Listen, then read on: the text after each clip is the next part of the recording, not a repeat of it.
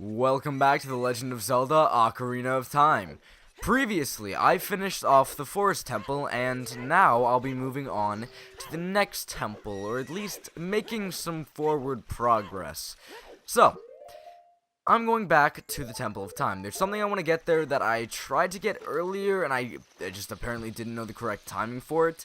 But now that I've completed the first dungeon, it's gotta be there 100%. So I'm gonna go check that. But first of all, this is a place I kind of ignored when I was a kid. It's just 20 rupees. I mean, 5 rupees. Not 20. 20 is red. Blue is 5. I always mix up the two because it usually does show me, like, this is X amount of rupees. So I just assume that I don't know. I've never remembered the rupee colors or anything. That's just the way I've always been. But anyway, there's also something else kind of interesting to note. I actually was looking on Reddit, and I found out that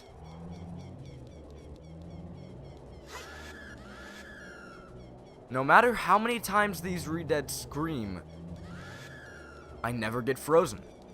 These guys can grab you, they can do damage, but they can never freeze you, which is really interesting. I never actually remembered that happening. I always just thought I ran through it extremely fast, which I did, but I always thought I was just able to avoid getting frozen by the Redeads. But no, they actually physically cannot freeze you in your tracks in Hyrule Castle Town, which is kind of neat. It's thoughtful, but I just didn't really expect them to do that. Anyway, more importantly, if we enter the Temple of Time again, time is what I meant to say again, we can see Sheik one more time.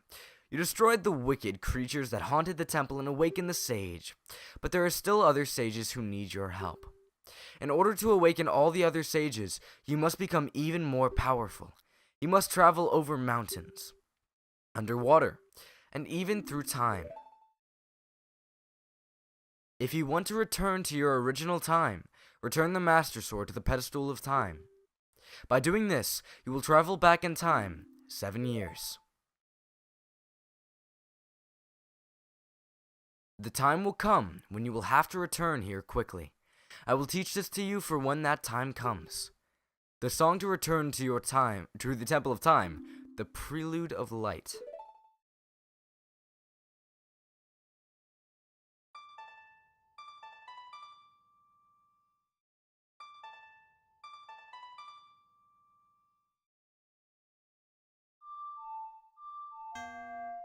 Okay, that wasn't meant to happen. I guess since I already ruined the mood, I can say that I tried to get this beforehand, but it didn't work out. So I tried to have the most convenient route, but you do have to finish the Forest Temple first in order to learn the Prelude of Light. Something I sadly didn't know, so I wasted a bit of time when I became an adult. But it's fine, we got it now, and that's all that matters. This is very, very worth your time. It won't come in handy just yet, but it will come in handy much later on. Or not really much later on, but later on in general. As long as you hold the Ocarina of Time, the Master Sword, you hold time itself within your hands. Link, we shall meet again. And with that, she just disappeared. We can no longer come back here and talk to her because she's, well, not here. But that's all I wanted to do in the Temple of Time. Other than that, there's really nothing else for me to do in Hyrule Castle Town, so I'll meet you back at Kakariko Village.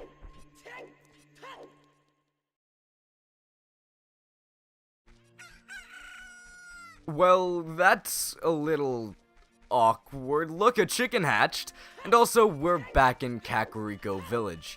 You might remember that there was a minigame that actually allowed me to use the bow and arrow before I actually was able to even enter the Forest Temple. It's right over here. Though I should probably show off the chicken tier.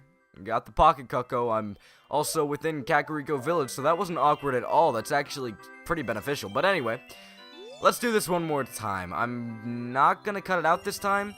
So, here you go. You can watch me actually do this, hopefully without failing once, because I did actually already finish this once, so we'll see how this goes.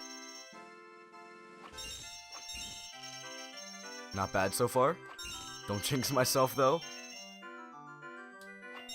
There we go. Should be right over there.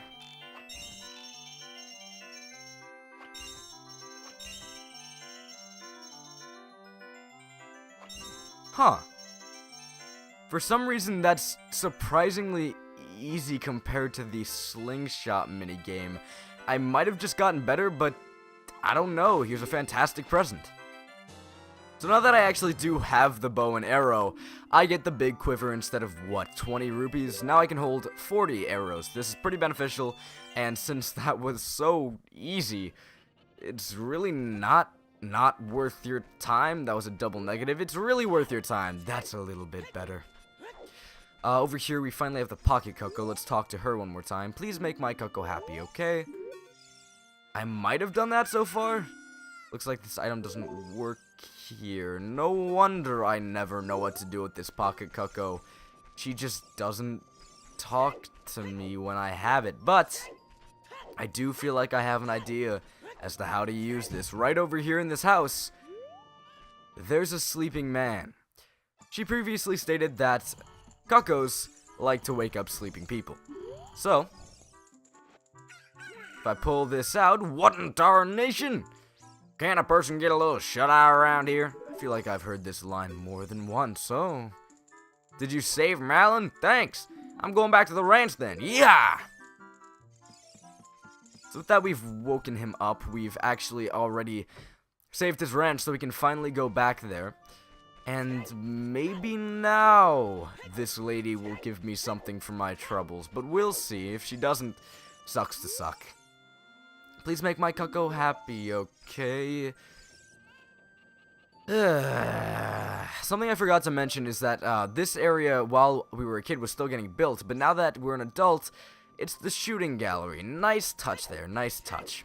But anyway, what I actually came back to Kakariko Village to do before getting a little bit sidetracked was go to Death Mountain.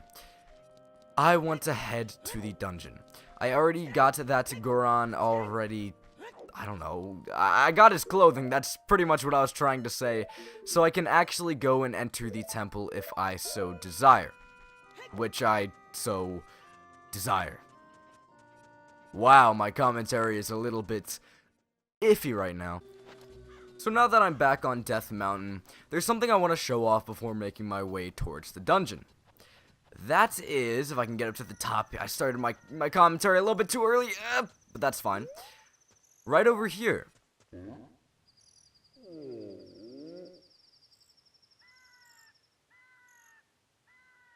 This is a very, very big Goron. My brother opened a new store. It's Goron's Blade Store. However, I am better at making blades. Hylian carpenters praise me for my skills. I'm not lying. This guy is useful to us. I could technically go do a side quest that involved him, but I don't even know if I really want to do that side quest. I might do it after the first 3 adult dungeons, but then again, it's not something I really find all too helpful, though it's really, really interesting, so I'll consider it. Just know that if you want to do a very important side quest, you have to know about this big Goron. Also, something else to note. The Death Mountain crater is now not a problem for us. We have this heat-resistant tunic that allows us to go in here and, well, have a pretty easy time. There's another heart piece over there. I don't remember how to get that one, so I guess I'll have to figure that out at a later date. I can't really do anything over here, but if I want to climb back up and check over to the right a little bit, I might find something. This isn't the way you're meant to go to the Death Mountain crater. I'm not actually going to gain anything really by doing this, but I thought I might as well since I'm already up here and there are a few things that I can get if I wanted to. So here we go. I think it's just a few rupees though. Looks like it.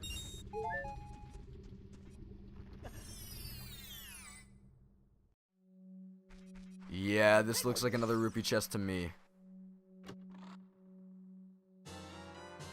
or a bomb chest. Really, both were equally unimportant to me right now, but you know what? That's fine. So if you want bombs, go over here, I guess. I did waste one bomb to actually open that up, so I guess that's somewhat nice. Just a little bit of a time waster, though. Over here, I'll climb up this. I was having a little bit of a hard time there. And there's an obviously bombable wall. We can break that down, and there's just the Sheikah Stone. Thanks, game. There's nothing really important here, and I already knew that, but I might as well show it off.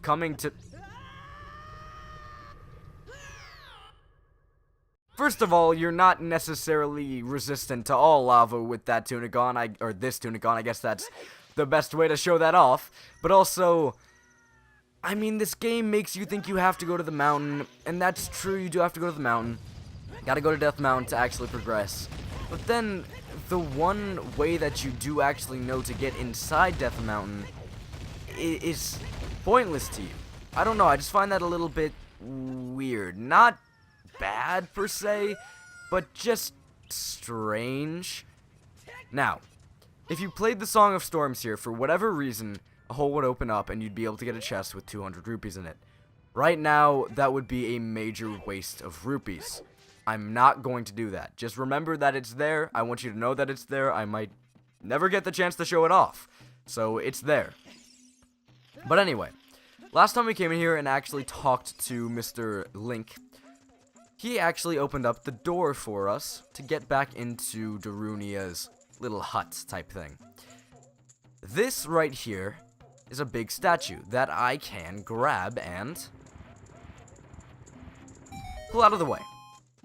With that, I'll be able to enter a hidden door and enter Death Mountain's crater from another perspective. Why this needed to be done, I don't know. This is just kind of... I mean, I guess it does force you to get the tunic before you can actually continue on within the game and get to the fire temple. But why? Why was this needed? Why was this here to begin with? I can't really see it. I don't believe I can blow these rocks up with a bomb. No, I cannot. So I'll have to come back to that at a later date. But for now, it's kind of pointless to me. But anyway, we would not be able to get to the Death Mountain, or Death Mountain Crater. I'm already in Death Mountain Crater. I would not be able to get to the Fire Temple without a hookshot. This bridge is broken. I have to use a hookshot to grab onto that and be able to continue on my way. But before we continue, Sheik has something else to say to us. It is something that grows over time. A true friendship. A feeling in the heart that becomes even stronger over time. The passion of friendship will soon blossom into a righteous power, and through it, you will know which way to go. This song is dedicated to the power of the heart. Listen to the Bolero of Fire.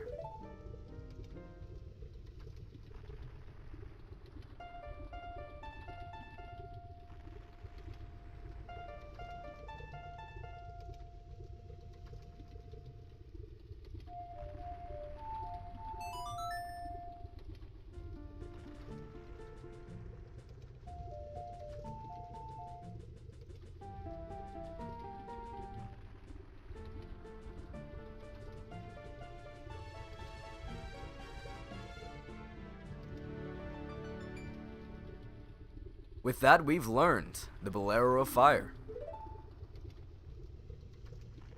Link, I'll see you again.